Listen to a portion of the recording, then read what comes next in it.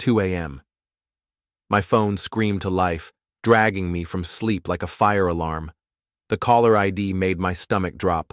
Tessa Martinez, my fiancé's best friend and professional drama queen. Jake, please pick up. Something happened at the bachelorette party, and it's about you. Before we dive deeper into this story, I have one small request. Please subscribe, drop a like, comment, and hit that hype button to boost this channel so more people can discover these incredible Reddit stories. I sat up in bed, instantly awake. Nothing good ever happens after midnight, especially not from someone who once tried to convince Mara that our wedding cake should be shaped like a coffin for artistic purposes. What happened, Tessa? Her voice cracked. I can't tell you over the phone, but Jake, I'm so sorry. I'm so fucking sorry. The line went dead. 3 weeks earlier, Mara had delivered the gut punch that changed everything. We were sitting in our cramped apartment, wedding invitations scattered across the coffee table like promises we'd never keep. My friends think you're not impressive enough for me, she said, not even looking up from her phone. Tessa says I should aim higher. Maybe she's right. I stared at her, this woman I'd planned to marry in 6 weeks, her perfectly straightened blonde hair, her designer workout clothes that cost more than my monthly car payment, her manicured nails tapping impatiently on her iPhone case. Then go ahead, I said quietly. That was it. No screaming, no begging, no dramatic declarations. I just stood up, walked to my laptop, and started canceling everything. The venue, the catering, the flowers, the honeymoon. Click, click, click. Delete, delete, delete. Mara watched me with growing alarm. Jake, what are you doing? Giving you what you want? I closed the laptop and looked at her. You want to aim higher? The runway's clear. She moved out the next day. Now, 3 weeks later, I was getting mystery calls about bachelorette parties. Because apparently Mara had found her higher aim pretty quickly. I knew about Bryce Patterson before Tessa's tearful confession. Hard not to, when your ex-fiancé starts posting Instagram stories from expensive restaurants you could never afford, tagged with some silver-haired executive who looked like he bought his personality from a corporate leadership seminar. Bryce was everything I wasn't. CEO of a tech startup that actually made money, unlike the failing customer support company where I answered angry emails about broken software. He drove a Tesla, I drove a Honda with a check engine light that had been on since Obama was president. He wore suits that cost more than my rent. I wore jeans with strategic holes that weren't fashion statements. The real kicker? I'd actually trained his nephew Kevin for my own job last month. Kid was dumber than a box of rocks, but he had the right last name and a trust fund, so management loved him. You're really good at explaining things, Kevin had said, watching me fix a problem he'd created for the 3rd time that day. Maybe you should be a teacher or something. Yeah, kid, maybe I should. But I wasn't just the bitter ex-boyfriend nursing his wounds with cheap beer and self-pity. See, everyone always underestimated Jake Morrison. Mara's friends saw a guy who fixed computers and played guitar at open mic nights. They didn't see the guy who'd hacked his high school's grading system to fix his friend's GPA, or who'd talked his way out of 3 speeding tickets with nothing but charm and strategic timing. They wanted impressive? I'd show them impressive. The first move was simple reconnaissance. I followed Mara to Elevation, the rooftop bistro where Bryce apparently took all his conquests. $50 steaks and a view of the city that made you feel important, even if you were just another middle management asshole cheating on your wife. I watched from the parking garage across the street, using the telephoto lens I'd borrowed from my brother Danny. Danny thought I was taking up photography as a healthy outlet for my emotions. He wasn't wrong, exactly. Through the lens, I watched Mara laugh at Bryce's jokes, touch his arm, lean in close when he whispered in her ear. The same moves she'd used on me 4 years ago, when I was the impressive one, because I could make her laptop stop crashing and knew all the words to her favorite songs. I took pictures, lots of pictures. The next day, I created an anonymous Instagram account and sent the photos to 3 of Mara's bridesmaids. Not to hurt her, you understand, just to stir the pot a little. The group chat explosion was immediate and beautiful. Tessa called me within an hour. "Did you know about Bryce?" she asked, her voice tight with barely controlled excitement. "Know what about Bryce?" "Don't play dumb, Jake. Someone sent photos of them together. The girls are freaking out." "Huh," I said, loading another photo to upload. "That's weird." But the photos were just the appetizer. The real feast came when I discovered Mara had never changed the password on our shared iPad. The same iPad where her text messages synced automatically, including the particularly graphic ones she'd been sending to Bryce about what she wanted to do to him after the bachelorette party. I forwarded those to myself, then sat back to watch the fireworks. Mara's world was built on image management and social media perfection.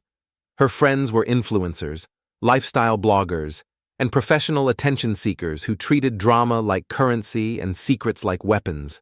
Introduce a little chaos into that ecosystem, and it would tear itself apart. I didn't have to wait long. The bachelorette party was supposed to be a classy wine tasting followed by dinner at some trendy fusion restaurant. Instead, according to the Instagram stories I watched unfold in real time, it devolved into a drunken mess at Velvet, the kind of gentleman's club where the drinks were overpriced and the entertainment was questionable. That's where Tessa filmed the video that would change everything. Mara, drunk off her ass, making out with Bryce while bridesmaid number 3, Ashley, Amanda, they all looked the same, groped them both in a VIP booth. The video was shaky, dark, and absolutely devastating. Tessa sent it to me at 1:47 a.m. with a message. "I can't let her do this to you." Interesting. Tessa, who'd spent months telling Mara she could do better, suddenly growing a conscience. Or maybe she was just pissed that she wasn't the center of attention anymore. Either way, she'd just handed me a nuclear weapon. I saved the video, backed it up in 3 different places, and started planning my next move. Because if Mara wanted to play games with people's lives, I was about to show her what a real player looked like. The beauty of revenge isn't the violence or the screaming, it's the precision, the careful application of pressure at exactly the right point to bring the whole structure crashing down. Mara's structure was built on 3 pillars: her job, her social circle, and her family's approval. I was about to kick out all 3. First, her ultra-conservative parents, the kind of people who still thought dancing was sinful and believed their daughter was a virgin who'd never so much as held hands with a boy before me. I sent them the video from an anonymous email account, along with a concerned message about their daughter's new lifestyle choices. Next, Bryce's wife. Turns out it's not hard to find someone's contact information when you know where they work and have basic Google skills. Mrs. Patterson received a special delivery: screenshots of her husband's text messages, photos from the restaurant, and a copy of the video with a simple message. Thought you should know. Finally, the nuclear option. I posted everything in Mara's private Facebook group, the one she used to coordinate with her bridesmaids and plan wedding events that would never happen. Photos, texts, video, the works. Then I sat back and waited for the mushroom cloud. My phone started ringing at 6 a.m. Mara, hysterical and barely coherent. "Jake, please, you have to help me. Someone leaked everything. My parents won't talk to me. Bryce's wife is threatening to sue me, and the girls all think I'm a slut. Please, I know you didn't do this, but you're good with computers. Can you find out who?" "Sorry," I said, pouring myself coffee and enjoying the morning sun streaming through my apartment window. "I'm not impressive enough to help with problems like that. Maybe you should aim higher." I hung up and blocked her number. The best part about being underestimated is that nobody suspects you when their world falls apart. They look for sophisticated hackers, jealous friends, bitter relatives. They never look at the quiet guy who fixed their laptop and knew all their passwords. But I wasn't done yet. Not even close. 2 days after the video leak, Bryce made his move.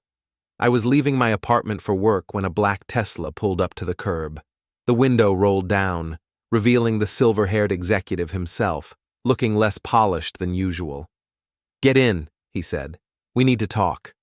"I'm good, thanks." I kept walking toward my Honda. "This isn't a request, Morrison." I turned around and walked back to his car, leaning down to the window level. "You know what's funny, Bryce? 3 weeks ago, you were nothing to me, just another asshole in a suit. Now you're an asshole in a suit whose wife filed for divorce yesterday. Funny how things change." His face went red. "You little shit. You think you're smart? You think you've won something here?" "I think I'm exactly as impressive as I need to be." I straightened up. "Have a great day, Mr. Patterson. Give my regards to your lawyer." I was halfway to my car when I heard the Tesla door slam. Bryce caught up to me in 3 strides, grabbing my shoulder and spinning me around. "You destroyed my marriage," he snarled. "No," I said calmly. "You destroyed your marriage. I just provided the documentation." He swung at me. Badly. Telegraphed it from a mile away, the kind of wild haymaker you'd expect from a guy who paid other people to do his fighting for him. I stepped aside and let his momentum carry him into the side of my car. "Careful," I said as he straightened up, rubbing his hand.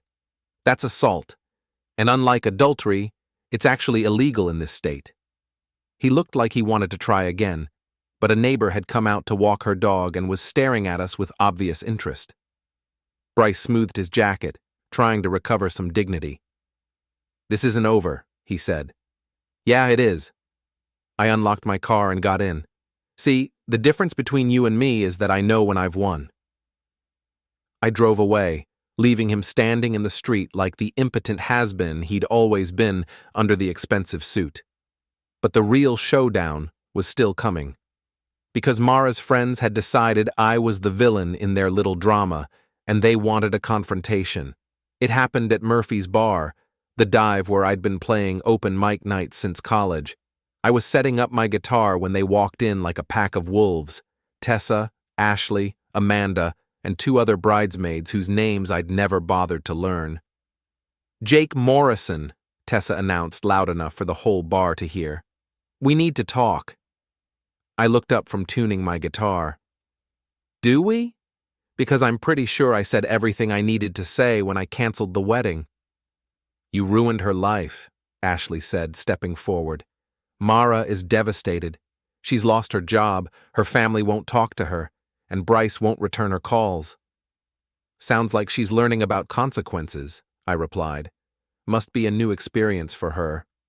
"You're a vindictive asshole," Amanda added. "She loved you, and you destroyed her out of spite." I set down my guitar and looked at them.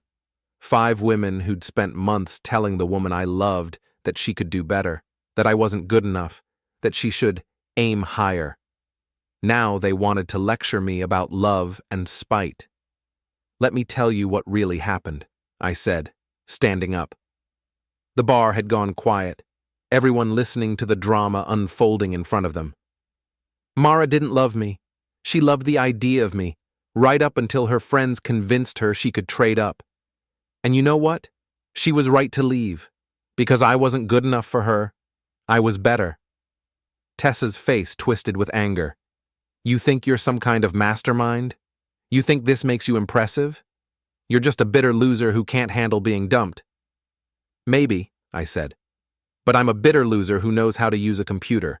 And more importantly, I'm a bitter loser who pays attention." I pulled out my phone and opened a folder I'd been saving for this exact moment. "See, while you were all busy telling Mara she could do better, I was watching, learning. And you know what I learned? That Tessa here has been sleeping with Bryce for 6 months." The silence in the bar was deafening.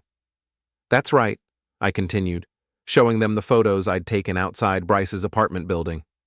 "Every Tuesday and Thursday, like clockwork, Tessa would tell Mara she had yoga class, then drive straight to Bryce's place. She's the one who introduced them. She's the one who convinced Mara to leave me, because she wanted Bryce all to herself, and I was in the way." Tessa went white. That's not... "It's all documented," I said. Photos, credit card receipts from the hotel you used when his place wasn't available, even a recording of you telling Bryce that Mara was too stupid to figure it out. The other bridesmaids turned to stare at Tessa, who looked like she was about to throw up. "You want to know what's really impressive?" I asked. "It's not the money or the car or the fancy job. It's knowing who your real enemies are." I picked up my guitar and walked toward the stage. "Enjoy your evening, ladies. I have a show to play." Behind me, I could hear them starting to argue, voices rising as the carefully constructed alliance fell apart. Tessa trying to explain, the others demanding answers, accusations flying like shrapnel. I plugged in my guitar and stepped up to the microphone. "This next song," I announced to the crowd, "is dedicated to everyone who's ever been told they're not good enough. It's called Aiming Higher." The first chord rang out clear and strong, drowning out the chaos behind me. And for the first time in months, I smiled. The end came 3 weeks later, at the place where it all started. Elevation, the rooftop bistro where Mara and Bryce had their first date. I wasn't supposed to be there. Hell, I couldn't afford to be there. But Danny had a friend who worked security, and security guards see everything. Mara was at the bar, alone, nursing what looked like her 4th martini. She'd lost weight, and not in a good way. Her hair was limp, her designer clothes hung loose, and her eyes had the hollow look of someone who'd lost everything and couldn't figure out how it happened. Bryce sat in the corner with a younger, cheaper version of Mara, already back to his old habits a week after a divorce that cost him half his life. Tessa had skipped town, the other bridesmaids had blown everything up, and I could have walked away and called it justice, but that was the old Jake. I sat beside Mara at the bar. She apologized, asked if I could forgive her. I told her no. Then I went to Bryce's table and calmly informed him the SEC would be announcing an investigation into his creative accounting on Monday. As he panicked and Mara cried into her drink, I paid the tab and walked out, catching my reflection in the elevator doors. Jake Morrison, computer repair guy, failed musician, and the most impressive man in the room.